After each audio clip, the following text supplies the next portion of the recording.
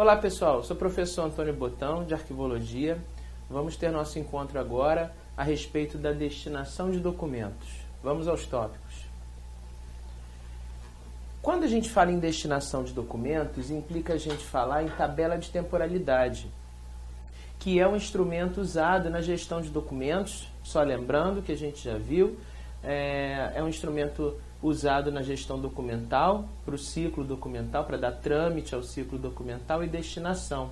E é um instrumento produzido na etapa de avaliação.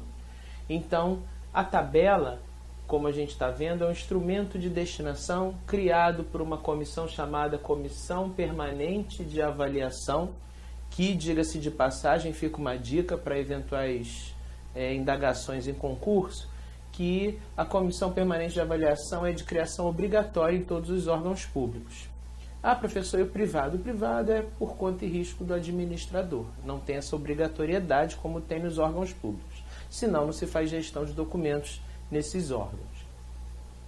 A tabela vai determinar os prazos de permanência dos documentos nas fases corrente e intermediária. Então, reparem, ela só vai atuar nas fases que a gestão de documento atua, corrente e intermediária. Não tem tabela na fase permanente. Então, ela dá um encaminhamento até para um recolhimento à guarda permanente, mas não tem tabela em arquivo permanente. Ela é aplicada na avaliação, ela é elaborada na fase corrente, diga-se de passagem. Aplicada já na própria fase corrente da gestão documental do ciclo de vida. E também aplicada na avaliação quando ela é executada também na fase intermediária. Só lembrando, a avaliação é executada na corrente e na intermediária. Então, entendam que a tabela é aplicada já a partir da corrente e não somente a partir da intermediária. Fica aí uma dica. Ela vai definir a posterior destinação dos documentos e estabelecer também critérios para microfilmagem e eliminação. São algumas características da tabela de temporalidade. Vamos seguindo. A tabela, então, pode ser entendida, como vocês estão vendo aqui, como um registro esquemático do ciclo de vida dos documentos. Ela desenha o ciclo de vida dos documentos a partir de um assunto. Como eu falei anteriormente, ela ainda permite eliminar documentos na fase corrente e ela tem alguns elementos constituintes. Então, nem todas as tabelas vão ter os mesmos elementos constituintes, mas alguns são básicos, né? Tipo e o assunto, período é algo que pode ter ou não, quantificação também, prazos de retenção nos arquivos corrente intermediário, isso aí tem que ter, além de tipo e assunto. Destinação, né, que vai ocasionar uma transferência, que é uma destinação que não é definitiva, né? Recolhimento, microfilmagem ou eliminação. Microfilmagem também não no sentido de destinação, mas no sentido de preservação. Mas destinação é um campo que ela tem que ter. E um campo de observações com informações necessárias que a gente não consegue colocar nos outros campos, mas que se tornam essenciais em alguns casos, nem todos os campos de observação vão ser preenchidos em uma tabela de temporalidade, mas com informações que sejam necessárias à sua aplicação e execução dos procedimentos nela previstos. Então vamos mais adiante.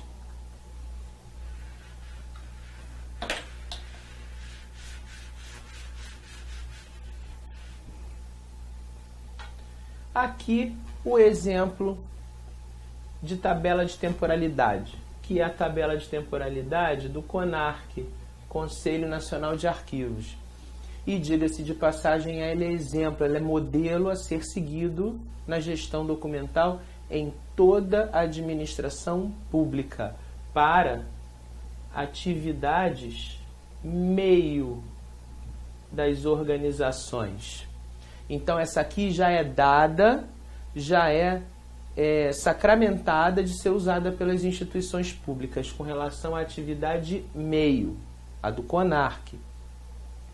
Ah, professor, então eu estou entendendo que pode ter uma tabela para atividade meio e uma outra para atividade fim? Sim. Entendam o seguinte, atividade meio, a administração pública vai usar. Essa que está aqui já está dada. Então você vai entender também que as tabelas de atividade fim nos órgãos públicos são essas que são feitas pelas comissões de avaliação constituídas nesses órgãos públicos, com os assuntos específicos das atividades fim, a questão dos prazos de retenção e destinação também. Mas uma dica, ela só vai passar a vigorar, só vai passar a ser aplicada depois de aprovada pelo Arquivo Nacional. Não esqueçam isso, porque isso pode ser usado para confundir vocês na hora da prova. Então, entendam o seguinte, a tabela do CONARC, ela tem os referidos campos assunto, a gente pode também dar um apelido para assunto de unidade de classificação, ela tem o campo prazos de retenção, onde a gente tem os prazos nas fases corrente e intermediária, a destinação final, qual seja uma eliminação ou uma guarda permanente, e o campo observações, conforme eu mencionei anteriormente, com informações para melhor executar e aplicar o que é previsto em tabela. Numa prova, uma banca não vai te perguntar qual é o código do referido assunto, ou qual a temporalidade dele, a destinação, ninguém vai te perguntar isso. Senão tinha que possibilitar que você fizesse uma prova com consulta. Então, se isso surge como dúvida, fique tranquilo. Agora, eu trouxe a tabela aqui para ilustrar que os prazos são dados em função dos assuntos dos documentos e a sua utilidade para as organizações. Então, eles vão variar a partir de um assunto.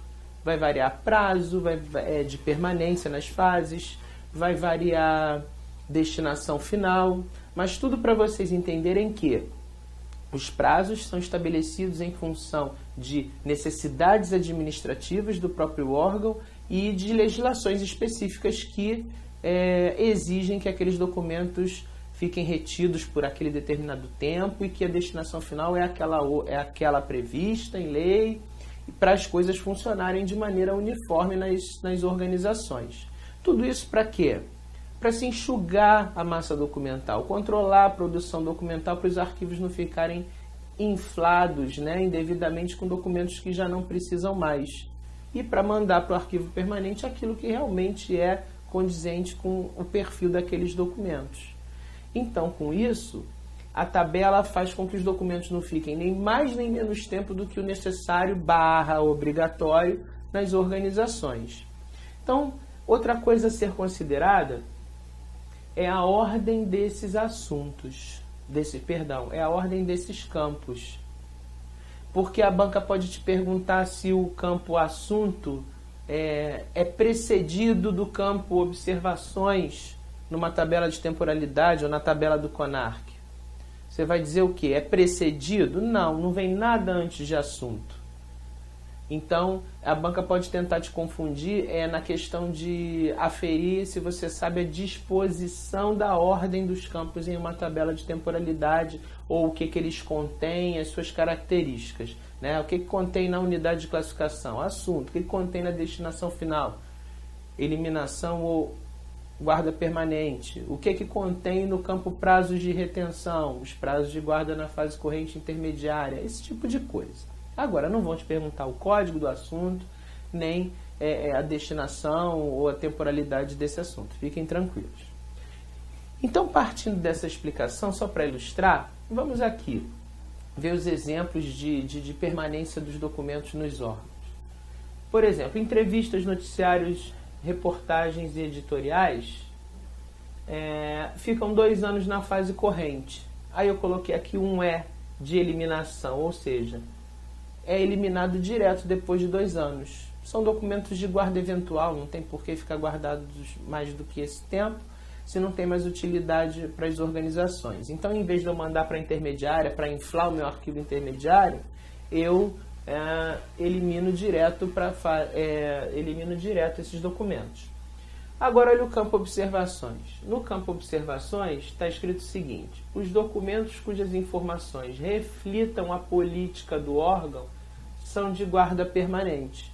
Então, se essas entrevistas, reportagens, noticiários editoriais refletirem a política do órgão em questão, que está sendo mencionado, aí você vai entender que eles vão ficar 2 anos na corrente e depois eles vão ser recolhidos para a guarda permanente.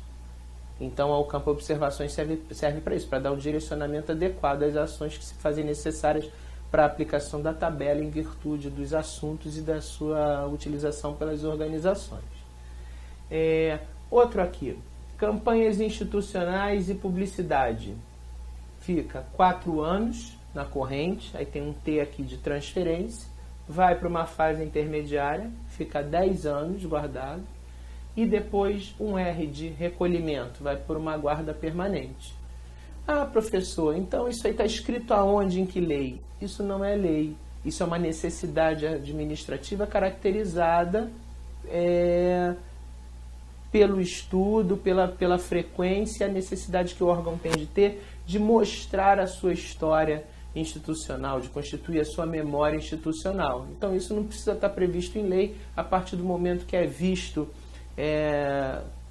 a partir de um estudo, de um levantamento, que isso é uma necessidade administrativa do órgão de compor o seu arquivo permanente ou histórico com esse tipo de informação.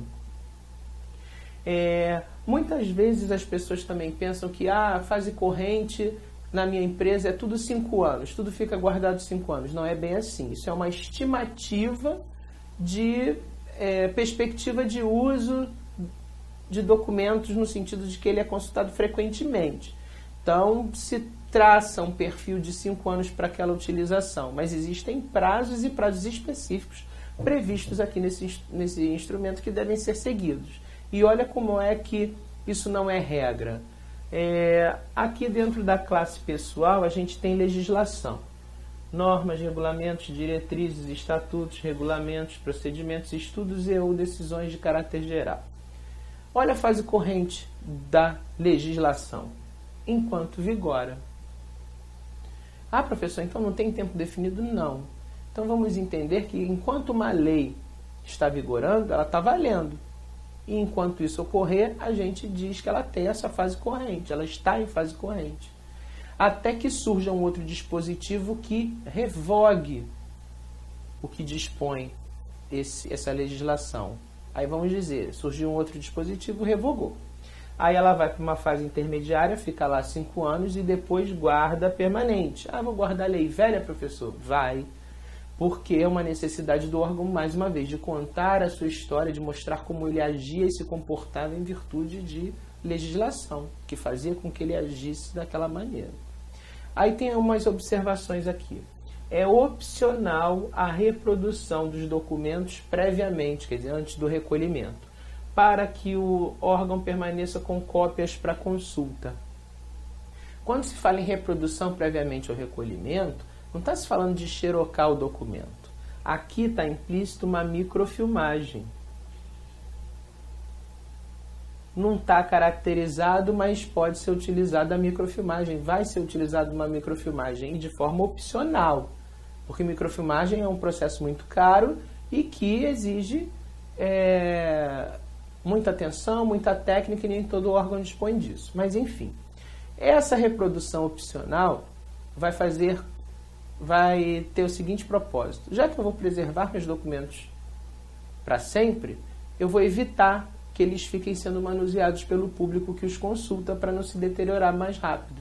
Então eu ofereço essa cópia, caso microfilme, para pesquisa e preservo os meus originais do manuseio. O propósito está em cima disso. Vamos seguir aqui com alguns outros exemplos que caracterizem legislações específicas de áreas específicas, para vocês entenderem que tudo aqui está amarrado dentro de necessidades administrativas e prazos sobre legislações vigentes. Vamos lá.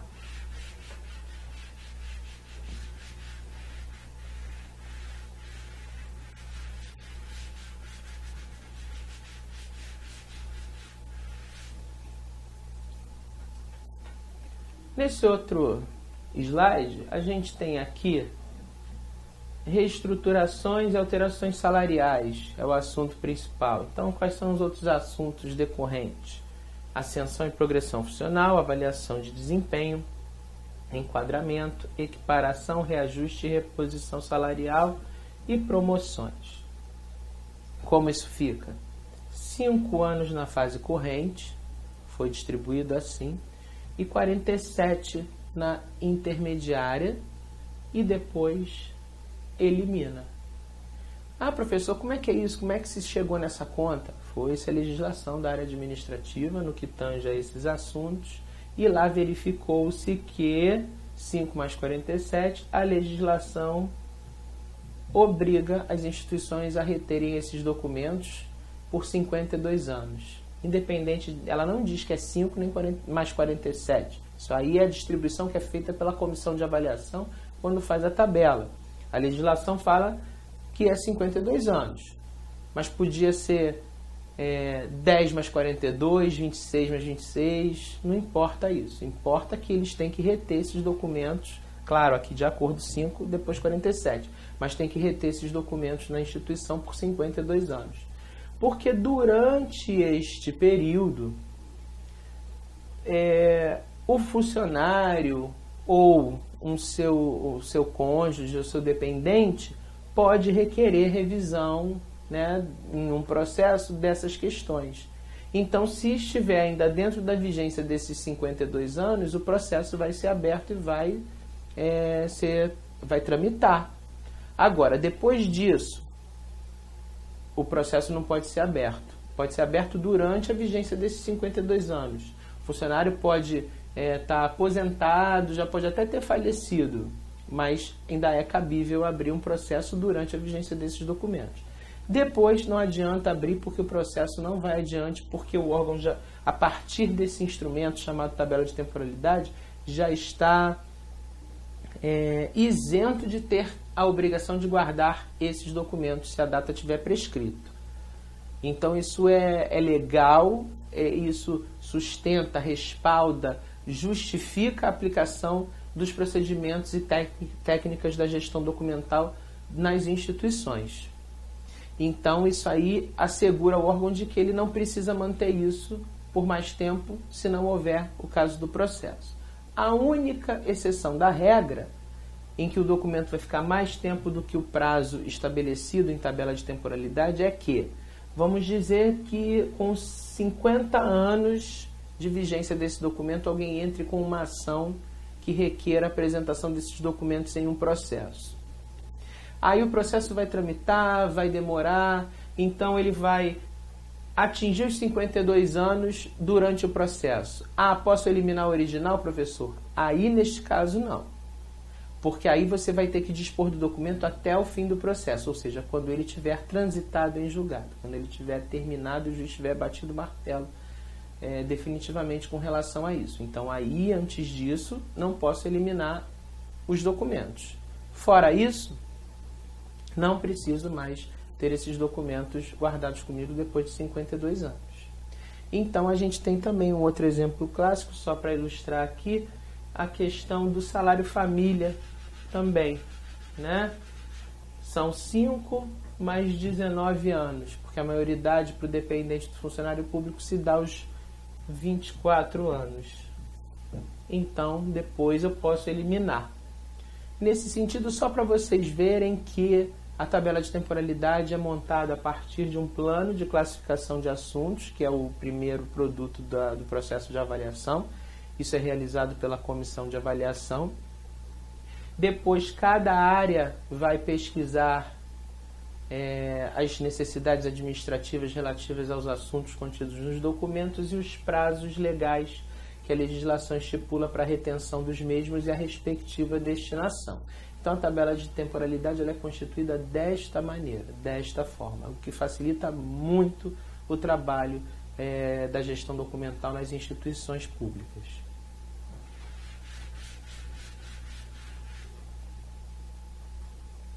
Como nós estamos falando de destinação, vamos falar agora de eliminação de documentos. Eliminação é sinônimo de destruição ou expurgo.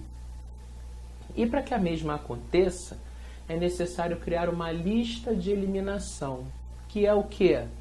Uma relação de documentos a serem eliminados em uma única operação e o principal, ela precisa ser aprovada pela autoridade competente. Quem é essa autoridade competente, professor? É o diretor do órgão? É o chefe maior do órgão? Não. Essa autoridade competente é o que a gente chama de instituição arquivística pública. E ela vai variar dependendo da esfera de competência onde ela esteja inserida, federal, estadual, Distrito Federal ou municipal. Então, vou explicar aqui como é o procedimento para vocês. A lista, ela é elaborada pela comissão de avaliação, de tempos em tempos dentro do órgão. E ela é submetida à aprovação dessa instituição arquivística pública na esfera de competência. Essa instituição vai analisar essa lista e vamos dizer, aprovou-se a lista. Todos os documentos que estão lá são passíveis já de eliminação, então autorizamos. Devolve-se a lista para o órgão. O órgão vai publicar um edital de eliminação, onde vão constar todas as circunstâncias que devem ser cumpridas para o rito da eliminação, né? Que documentos estão sendo eliminados, quem aprovou a lista, de que forma vai ser eliminado, em que dia e por aí vai. Aí a eliminação, e ele tem que dar também, só de curiosidade, um prazo para impugnação não, mas um desentranhamento que a gente chama de documentos, porque pode ter gente, porque como o edital é para dar ciência de que algo vai acontecer, alguém pode ver esse edital e achar que tem documentos ali que lhe interessam. Como vão ser eliminados, não tem perigo da pessoa requerer o acesso a esses documentos que já não vão interferir em nada para a administração. Então, nesse sentido, a pessoa pode requerer alguns documentos para alguma pesquisa, por algum interesse. Então, nesse sentido, ela vai requerer o desentranhamento desses documentos lá do bolinho que vai ser eliminado. Então, tem um período para ela fazer isso. Ok. Aí vamos dizer, vai acontecer a eliminação e aconteceu a eliminação, posteriormente a isso. Depois é feito um chamado termo de eliminação para se relatar como foi o dia, o ato da eliminação, o que aconteceu naquele dia. Então é um ritual, é tudo muito burocrático, mas é assim que tem que ser feito e isso está em legislação, é previsto em legislação. Então não vai se fazer nada de caráter subjetivo, de acordo com a cabeça do administrador, porque a lei sacramenta esse tipo de procedimento. Lembrando, como eu já falei para vocês, os prazos são estabelecidos em função do conteúdo documental, não em função de uma espécie ou de um suporte.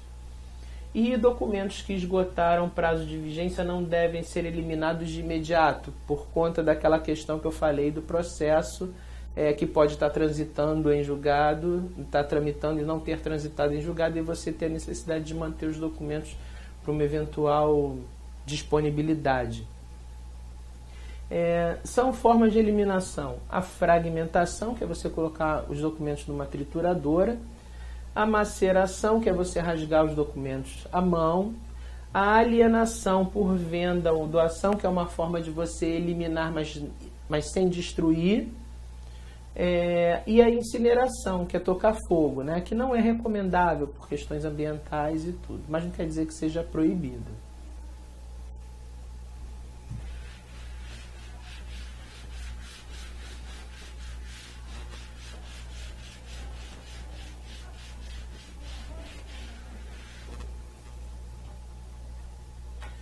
Com isso, terminamos mais um tópico sobre arquivologia, falando de destinação documental. Até um próximo encontro, pessoal!